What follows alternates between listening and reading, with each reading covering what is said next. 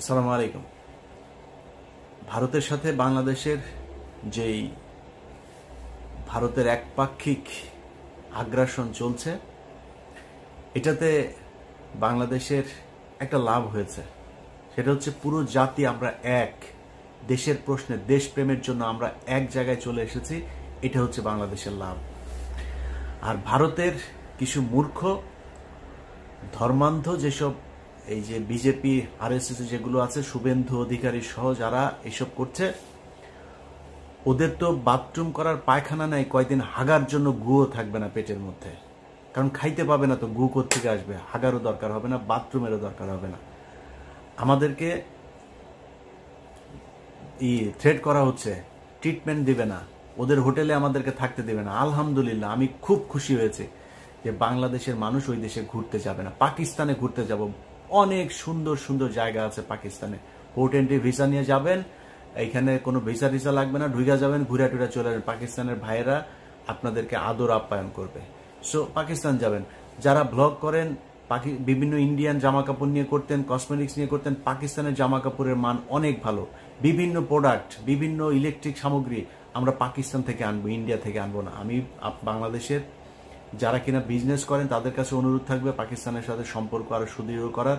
Guarantee দিলাম, এই বাংলাদেশের উপরে যদি কোনো বিদেশি আগ্রাসন, যে কোনো পৃথিবীর যেই দেশেরই আগ্রাসন আসুক, সবার আগে বাংলাদেশের মানুষের সাথে পাকিস্তান দাঁড়াবে। অতএব তাদের অর্থনৈতিক যে ভিত, সেটা মজবুত করার জন্য আমরা তাদের কাছ থেকে জিনিস কিনবো, আমাদের জিনিস তারা কিনবে। তাদের সাথে সাংস্কৃতিক, অর্থনৈতিক, রাজনৈতিক সব ধরনের একটা সম্পর্ক হইতে হবে। 1971 সাল ইজ গন। আমরা 71 সাল নিয়ে তাকাই না।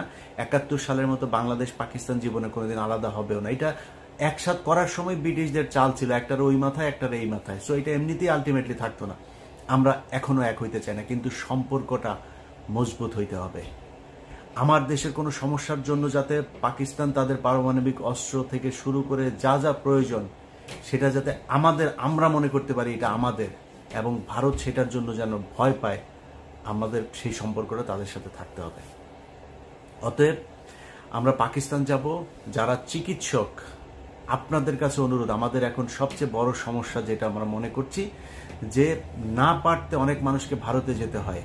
আপনাদের বাংলাদেশের চিকিৎসকদের কাছে হাত জোর করে অনুরোধ করছি, বাংলাদেশে অনেক খারাপ ডাক্তার আছে, অনেক খারাপ হাসপাতাল আছে, অনেক ভালো মানুষও আছে।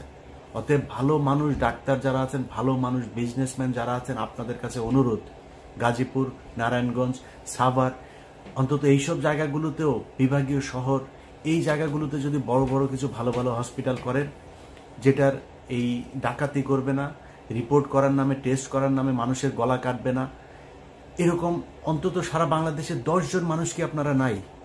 10 জন মানুষ 10টা জায়গায়, বিভাগীয় শহরগুলো সহ ঢাকার এই শহরতলি জায়গাগুলোতে কয়েকটা হাসপাতাল করেন।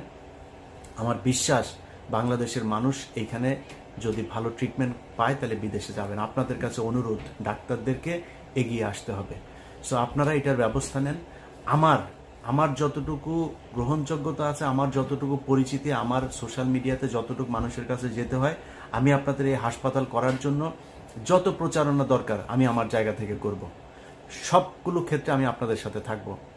আপনাদের কাছে অনুরোধ, এই চিকিৎসা খাতটাকে একটু বাঁচান, বাংলাদেশের মানুষ যাতে আর ইন্ডিয়াতে চিকিৎসার জন্য যেতে না হয়।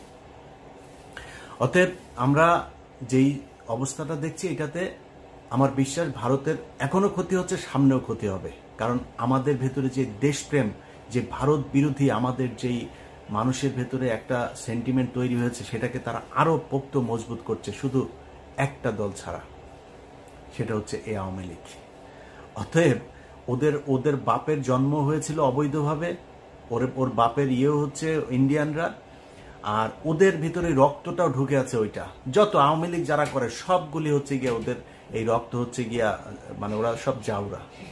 এই জাউরাদেরকে কোনোদিন আপনি পাবেন না। এখনো পর্যন্ত তেনা পেঁচায়া পুচায়া ওদের গ্রুপগুলোতে, আমার আগের প্রোগ্রামটা করেছি না, সেখানে আমি তো ওদের গ্রুপের মধ্যে ছিলাম।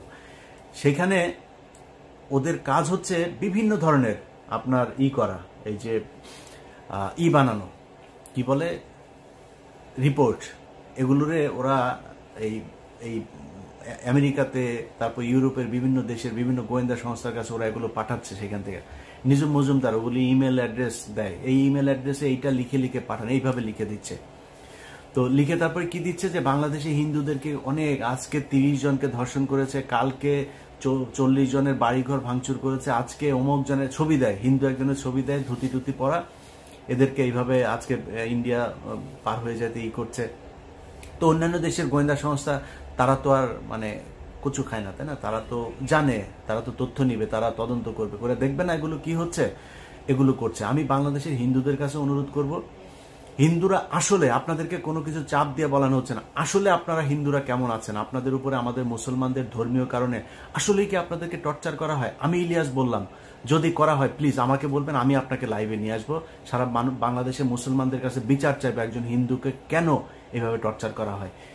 ইসলাম যদি কেউ প্রতিষ্ঠা করতেও চায়, জোর করে আপনার প্রতিষ্ঠা করা না, ইসলামের সৌন্দর্য দিয়েই আপনাকে আকৃষ্ট করা হবে। সো আপনার যদি মনে হয় যে আপনাকে মুসলমানরা টর্চার করে, আপনি আমাদের বলেন, আমরা আপনার পাশে দাঁড়াবো।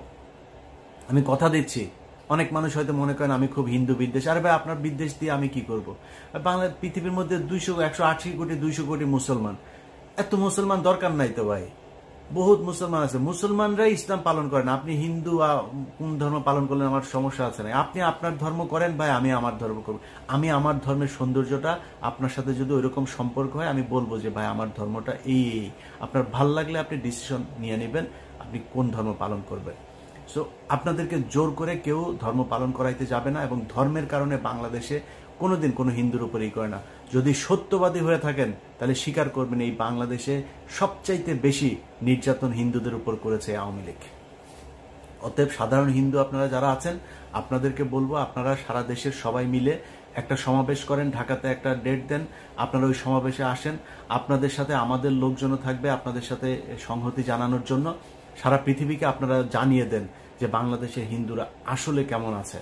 তারা ভারতের বিভিন্ন গণমাধ্যম দিয়ে সবচাইতে স্পর্শকাতর একটা খবর, আমি সেটা করতে পারি নাই, সত্যতা যাচাই করতে পারি নাই, তাদের ওইখানে লেখালেখি হচ্ছে ডেইলি স্টার যেহেতু ইংলিশ পত্রিকা, ওদের ওইখানে কিছু পত্রিকা নাকি তারা ছাপছে, যেটা তাদের ছাপাখানায় এটা করা হচ্ছে, যেটা বাংলাদেশে যেই কপিটা যাচ্ছে ওই কপিটা না, আলাদাভাবে তারা 100 করে কপি ছাপছে, যেই কপিগুলো পৃথিবীর বিভিন্ন জায়গায় দিচ্ছে।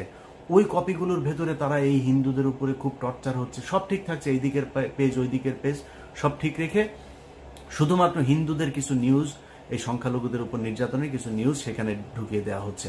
ওই কপিটা তখন পাঠিয়ে দেওয়া হচ্ছে। এখন একটা ইংলিশ পত্রিকার যখন মূল কপি আপনাকে প্রিন্ট কপি যখন দেওয়া হবে, তখন তো একটা দেশ বিশ্বাস করবে, ও আচ্ছা ডেইলি স্টারের মতো পত্রিকা এটা বলেছে, তাহলে তো বোধহয় এটা সত্যি। এটা করা হচ্ছে, আমি মনে করি গোয়েন্দা সংস্থার এটা যাচাই করে দেখা উচিত। আমি লাস্ট প্রোগ্রামে যেই স্ক্রিনশট, ওইখানে অনেকের ফোন নাম্বার আছে। লেফটেন্যান্ট কর্নেল রেদওয়ানকে শুনলাম গ্রেপ্তার করা হয়েছে, জেড খান পান্না তাকে গ্রেপ্তার করা উচিত। যে ফোন নাম্বারগুলো, বাংলাদেশি ফোন নাম্বারগুলো যেখানে দেওয়া আছে, অনেকের ছবি অনেকের ভিডিও সেখানে প্রচার করা হয়েছে, আপনাদের উচিত তাদেরকে ধরে জিজ্ঞাসাবাদ করা। পরবর্তীতে আমরা 10 তারিখের একটা ষড়যন্ত্রের কথা 8 তারিখে প্রচার করেছিলাম, 30 তারিখেরটা 29 তারিখে প্রচার করেছিলাম। সামনে হয়তো এরকম অনেক কিছু হবে, সেটা আমি জানবো না, প্রচার হবে না, প্রকাশ পাবে না, তখন তারা একটা বিশৃঙ্খলা তৈরি করার চেষ্টা করবে। সো আমি মনে করি যে আপনাদের উচিত এই বিষয়গুলো, খুব গোয়েন্দা সংস্থার বিশেষ করে এই ব্যাপারে তৎপর হওয়া উচিত। তারা কি করছে, এই কারা কারা ছিল, এই নাম্বারগুলো কাদের কাদের, তাদেরকে ধরা উচিত। ভারতের ব্যাপারে আমরা এক হয়ে তারপরে তাদের বিরুদ্ধে লড়ব। সবাই ভালো থাকবেন, আল্লাহ হাফেজ।